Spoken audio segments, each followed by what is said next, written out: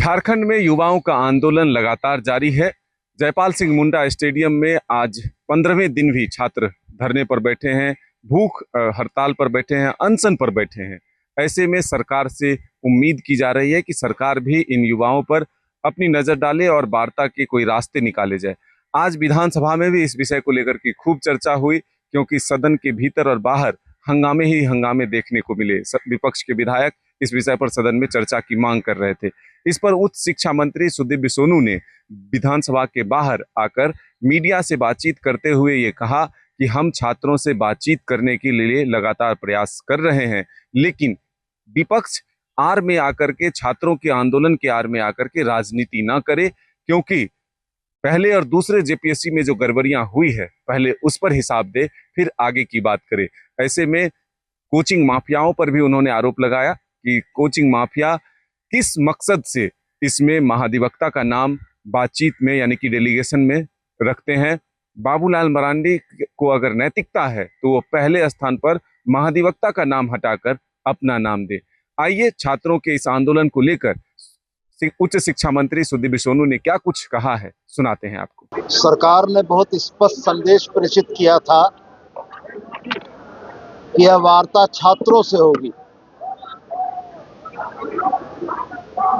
अगर भारतीय जनता पार्टी और झारखंड के कोचिंग माफिया यह चाहते हैं कि छात्रों के आंदोलन को वो हाईजैक कर लेंगे, तो सरकार उनकी मंशा में उनको सफल नहीं होने देगी।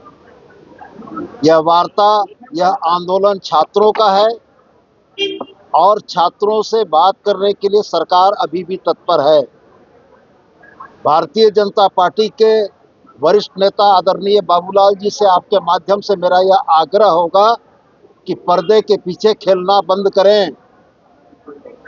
अगर वार्ता में शामिल होकर छात्रों के मुद्दे का राजनीतिकरण करने का इतना ही शौक है तो अपने महाधिवक्ता के जगह अपना नाम भेज देते। अगर शुचिता और नैतिकता बची है तो छात्रों के प्रतिनिधिमंडल का एक नंबर नाम होना चाहिए था बाबूलाल मरांडी। और जो कोचिंग माफिया कान में छात्रों के आंदोलन को बरगलाने का प्रयास कर रहे हैं, उनको भी अगर नैतिक साहस है तो प्रतिनिधिमंडल में शामिल होकर आते। सरकार का स्पष्ट मंतव्य, छात्रों से वार्ता के लिए दरवाजे हमेशा खुले हैं। छात्रों का प्रतिनिधिमंडल का जब सूची आएगा, सरकार वार्ता करेगी और समाधान करेगी। और आपके माध्यम से छात्रों से भी एक अपील, आप अपने इस स्वच्छ भविष्य के आंदोलन को राजनीति करने वाले लोगों के हाथ में गिरवी न रखें। ये राजनीति करने वाले लोग जिनके पास इतना नैतिक साहस नहीं है कि पहली दूसरी जेपीएससी में अपने परिवार के, अपने रिश्तेदारों के सीबीआई जांच के बाद भी इस्तीफे के बगैर नौकरी करा रहे हैं, किसी मेरिटधारी, किसी योग्य छात्र के अधिकारों का हनन करके वो आज आपकी बातों को करने का दावा कर रहे हैं। तो मैं आपके माध्यम से छात्रों से अपील करता हूं कि छात्रों के मुद्दों को सरकार बड़ी गंभीरता और संवेदनशीलता के साथ समाप्त करना चाहती है, लेकिन छात्र भी इस मामले में सजग हो जाएं कि कल तक जंतर मंतर के जो छात्र थे उनको देशद्रोही कहा गया इसी भारतीय जनता पार्टी के द्वारा, और आज छात्रों के हितों को पर कुठाराघात करने के लिए पूर्व महाधिवक्ता का नाम प्रतिनिधिमंडल में डाला गया है। ये छद्म राजनीति नहीं चलेगी और हम निश्चित रूप से यह मान के चलते हैं कि छात्र भी इन चीज़ों को गंभीरता से देख रहे होंगे और उनके तरफ से जो रिस्पॉन्स आएगा, छात्रों का प्रतिनिधिमंडल जब सरकार से बात करना चाहेगा, सरकार उनसे बात करने को तत्पर है।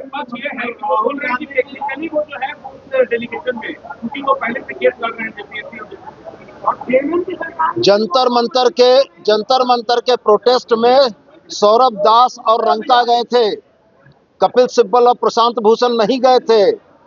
क्या नजीर प्रस्तुत कर रहे हैं ये?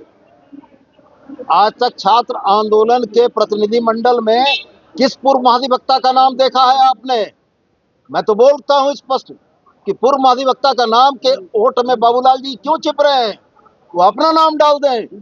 बात करने को हम लोग तैयार हैं। देखेंगे छात्रों के मुद्दे पर अपने परिवार के लोग जो पहली और दूसरी जेपीएससी में गड़बड़ियां करके नौकरी कर रहे हैं, उसके बारे में बाबूलाल जी का क्या कथन होगा, ये सामने देखने की बात होगी।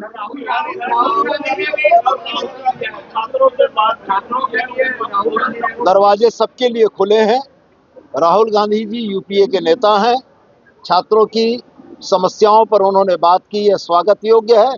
वह भी चाहते हैं कि संवाद के माध्यम से छात्रों की समस्याओं का समाधान हो। आपके मंत्रिमंडल में भी एक मंत्री हैं जिनके रिश्तेदार यूपीएससी स्कूल में शामिल होते हैं, उनका तो मांग करेंगे। मैंने तो सबके लिए कहा कि अगर शुचिता और नैतिकता की बात आप करते हैं तो सबसे पहले अपने रिश्तेदारों का इस्तीफा दिलवाइए।